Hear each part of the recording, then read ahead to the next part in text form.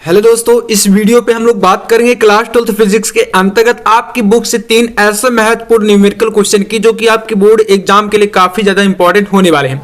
तो यहाँ पर हम लोग एक एक क्वेश्चन को अच्छे तरीके से सॉल्व करने वाले हैं। और हाँ, ये आपके जो लाइट यूनिट है यानी कि प्रकाशिकी से आपके सभी न्यूमेरिकल होने वाले हैं और कई बार ये पूछे जा चुके हैं। तो इनसे संबंधित क्वेश्चन देखिए आते हैं और फिजिक्स में न्यूमेरिकल क्वेश्चन का आना काफी देखिए इंपॉर्टेंट होता है, यानी आते ही आते हैं। तो चलिए हम लोग देखते हैं। यहाँ पर देखिए फर्स्ट जो क्वेश्चन आपका कह रहा है कि ए प्रिज्म कोण वाले प्रिज्म के पदार्थ का अपवर्तनांक cosec a/2 ठीक है और इसका न्यूनतम विचलन कोण ज्ञात करिए। देखिए इस प्रकार से क्वेश्चन आ गया। अब आप लोग सोच रहे होंगे कि यार इसमें तो कुछ दिया ही नहीं गया है।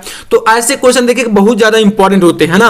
तो चलिए हम इसको सॉल्व करते हैं कि यहाँ पर पहले जो आपका यहाँ पर क्या दिया गया है और इसको आपको कैसे करना है। काफी महत्वपूर्ण क्वेश्चन है ना।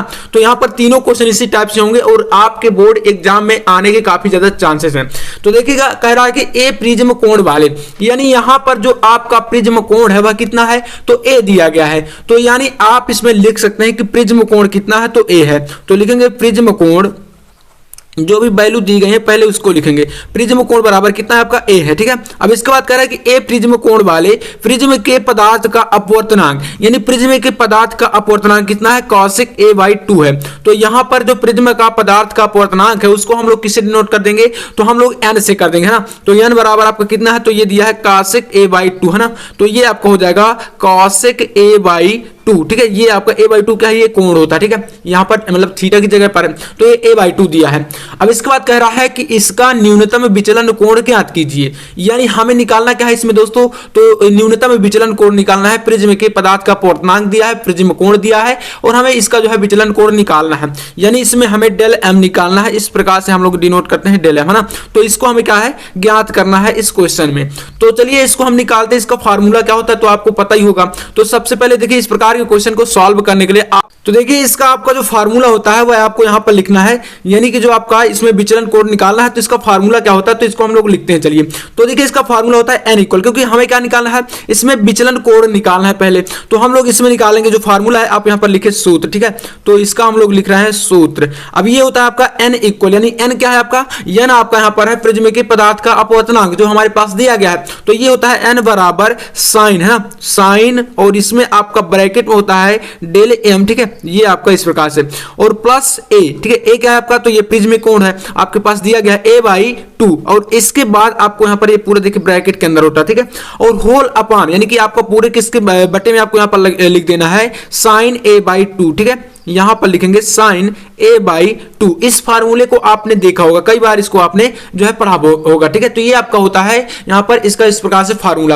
अब इसमें देखना है कि जो वैल्यू दी गई है वह कौन कौन सी दी गई है और आपको यहां पर क्या क्या रखना है ना। तो देखिए जो आपका n है, n का मान आपके पास कितना है, तो cosec a/2 दिया गया है। तो अर्थात आप कर सकते हैं n की जगह पर cosec a/2 लिख सकते हैं। तो चलिए हम लोग लिखते हैं यहां पर पहले।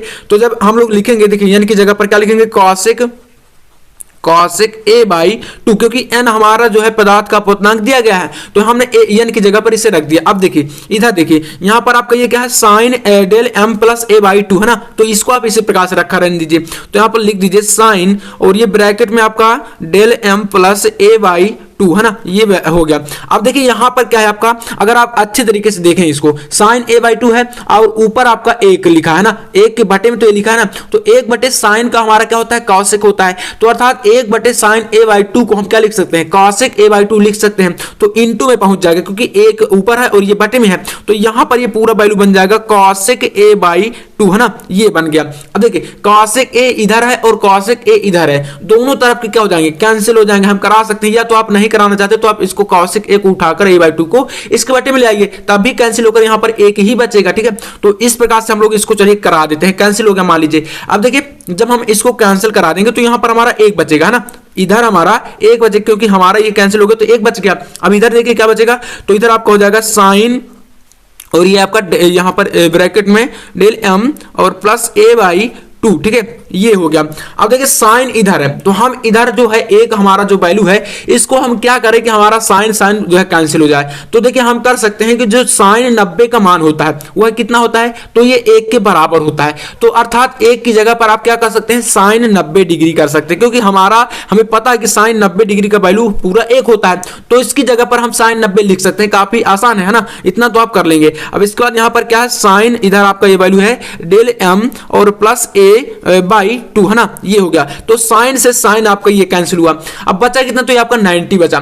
तो अर्थात आपका कितना बच गया, यहां पर आप करा सकते हैं, देखिए इसको हम इधर ले आएंगे, तो यहां पर ले आएंगे डेल एम प्लस ए और बाई 2 और इधर आप कर दीजिए 90 है ना, 90 डिग्री। अब देखिए यहां पर आपको निकालना क्या है, तो आपको यहां पर जो है विचलन कोण निकालना है, यानी कि डेल एम निकालना था, क्योंकि मैंने शुरुआत में आपको बताया था। तो जब आपको ये कोण निकालना है तो आप क्या करेंगे, इसको जो है 2 को इधर गुणा करा दीजिए। पहली बात तो ये तीसरे गुणे में जाएगा ना, ये इक्वल लगा, ध्यान दीजिएगा। तो यहां पर आपका ये डेल एम ए प्लस ए और यहां पर हो जाएगा आपका ये 9 गुणे 90 गुणे 2 यानी कि 180 डिग्री हो जाएगा, ठीक है। अब ये आपका इतना हुआ। तो आप क्या करेंगे, यहां पर ए आपका अलग से दिया गया है, तो आप क्या कर सकते हैं, ए को आप जो है इधर ले जाएंगे, यानी कि इसका जो है आप कर देंगे इसमें पक्षांतर जिसे बोलते हैं, ठीक है।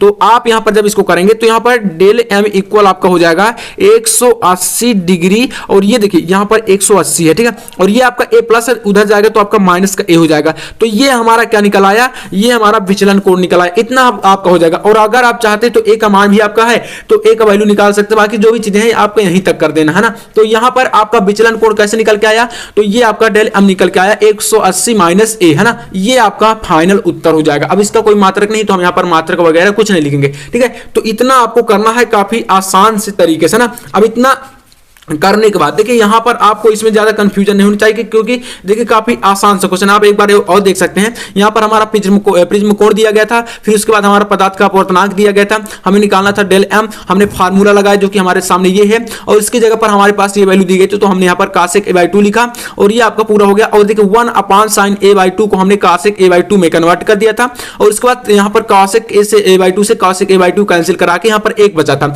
और 1 की जगह पर हमने साइन 90 डिग्री लिखा क्योंकि ये वैल्यू होती है, और साइन से साइन हमने कैंसिल करा के यहां पर 90 equal to del m a/2 plus बता दिया।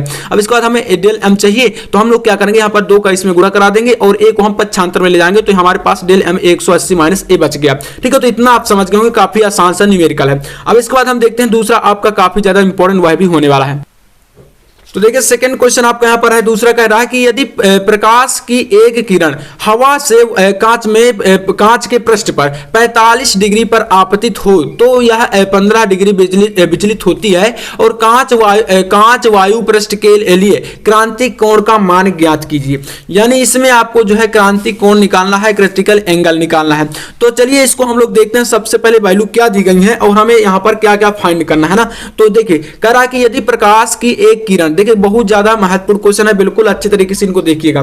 तो कह रहा है कि प्रकाश की कोई किरण जो है हवा से कहां जा रही है, कांच के पृष्ठ पर 45 डिग्री का जो है कोण आपतित करती है। तो यानी हमारा यहां पर दिया क्या गया है, तो हमारा यहां पर जो है डेल एम दिया गया है, यानी कि जो आपका यहां पर विचलन कोण है वह कितना है, तो यहां पर है 45 डिग्री है ना। तो यहां पर आपका ये दिया गया। इसके अलावा नहीं सॉरी, यहां पर क्या दिया गया है, आपका आई दिया गया, यानी कि आपका यहां पर आपतित हो रही है ना, तो आपतन कोण दिया गया है, तो ये आपका यहां पर दिया गया है। इसके अलावा क्या कर रहा है कि यदि 15 डिग्री विचलित होती है, यानी विचलन कोण आपका कितना है, तो 15 डिग्री है। तो अर्थात आप यहां पर कर दीजिए, इसको चलिए सॉल्व कर लेते हैं। तो यहां पर लिखेंगे हल, और इसके बाद देखिए यहां पर आपका कितना दिया गया, तो आई आपका जो है ये दिया गया है 45 डिग्री, क्योंकि आपतन कोण यहां पर कितना है, आपतित हो रही है, तो 45 डिग्री का कोण आपतित करती है, ये आपका दिया गया। इसके अलावा यहां पर आपका डेल्टा एम, यानी कि आपका ये कह रहा है कि यह 15 डिग्री विचलित होती है, यानी कि आपका विचलन कोण है 15 डिग्री, ठीक है।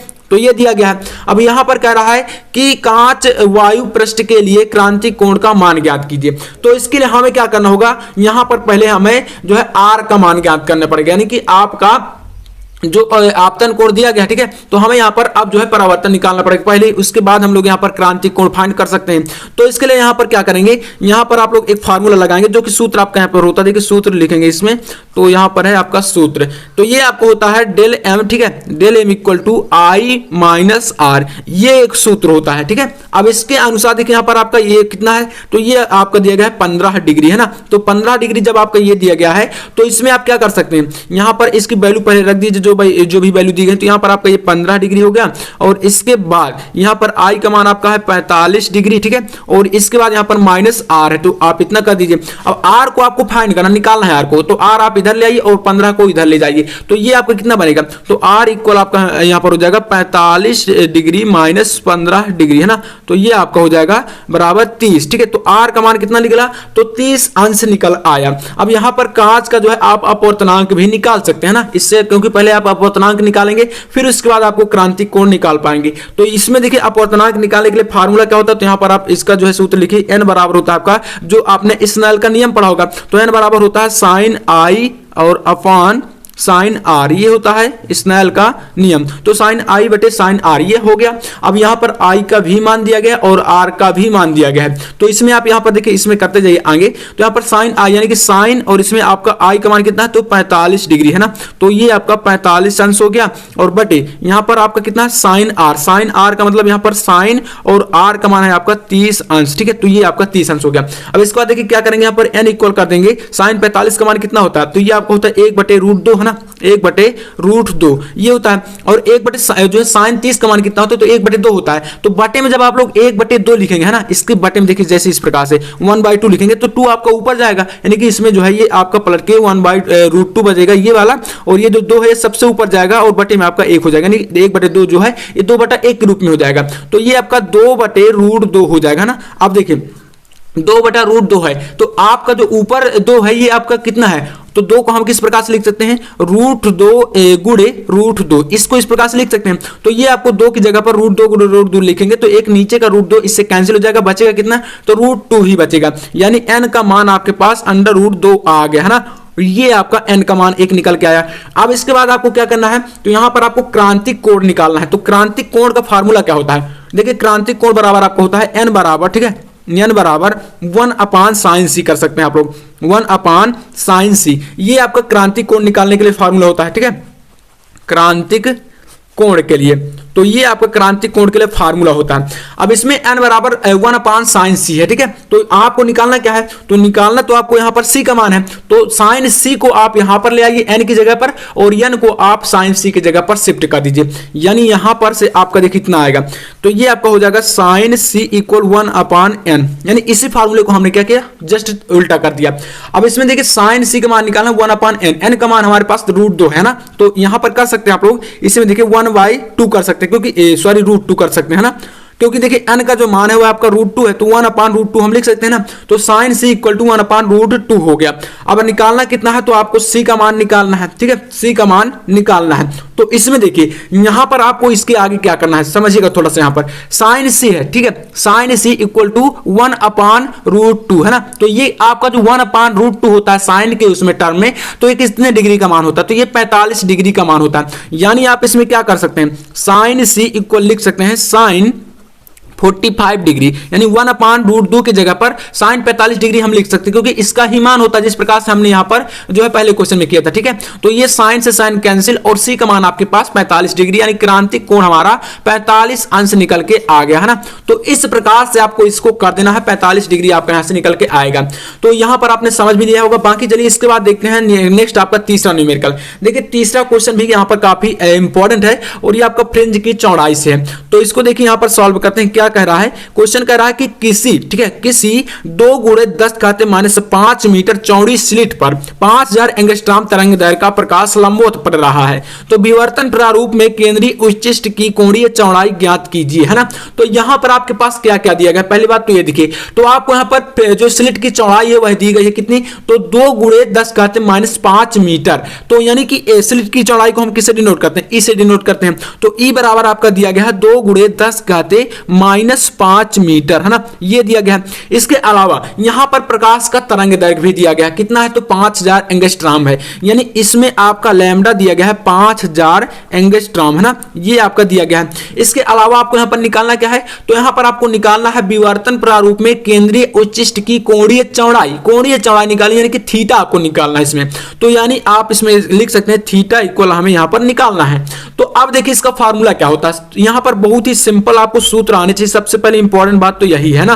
तो सूत्र यहां पर देखिए क्या होता है, तो थीटा इक्वल आपका होता है लैम्डा अपॉन ई, है ना। अब देखिए पूरा हमारे पास वैल्यू दिया गया है, बहुत ही आसान तरीके से हम इसको निकाल सकते हैं। तो लैम्डा की वैल्यू आपके पास 5000 एंगस्ट्रॉम है, या तो देखिए आप इसको ऐसा कर सकते हैं, 5000 एंगस्ट्रॉम है ना, तो इसको आप जो है चेंज कर सकते हैं, क्योंकि देखिए जो एंगस्ट्रॉम है 10 की पावर कितना होता है, -10 मीटर होता है, ठीक है, 10 की पावर -10 होता है, और इसमें 3 जीरो आपके पहले से लगे हैं, तो ये प्लस का हो जाएगा, और 10 की पावर -10 है, तो आपका यहाँ पर 10 की पावर जो है इसको मतलब 5 गुणे 10 घाते कितना करा सकते हैं, -7 करा सकते हैं, क्योंकि जो -10 था ये आपका 3 जीरो इसको जो है -7 कर दिया, है ना। अब इसके बाद यहाँ पर ये जीरो कटे, ध्यान दीजिएगा, 5 गुणे 10 घाते -7 है, और बटे में आपका ई का मान कितना है, तो 2 गुणे 10 घाते -5 है, ठीक है। ये आपका वैल्यू पहले से इतना दिया गया है। अब देखिए यहां पर आपका इतना जब ये वैल्यू निकल के आ गया, तो इसमें आप जब ये माइनस से ऊपर जाएगा ना, देखिए इस प्रकार से थीटा इक्वल आपका यहां पर हो जाएगा 5/2, ये तो आपका इसी प्रकार से रहेगा, गुणे में 10 कहते कितना है, -7 है ऊपर, और ये आपका नीचे वाला -5 जब ऊपर जाएगा तो ये प्लस का 5 बनेगा, है ना।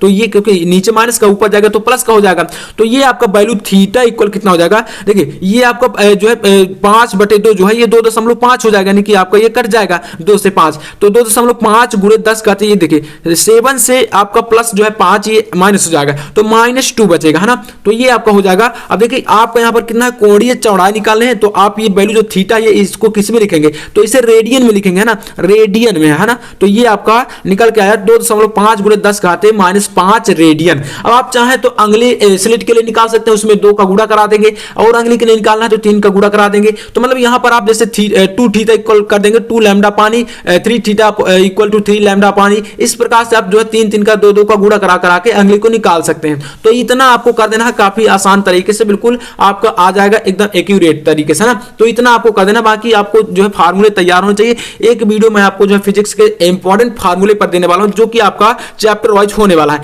तो आप लोग को पसंद आए तो लाइक कर देना, और चैनल पर ना तो सब्सक्राइब भी कर लेना। मैं आपसे मिलता हूं नेक्स्ट वीडियो में, तब तक के लिए जय हिंद, वंदे मातरम।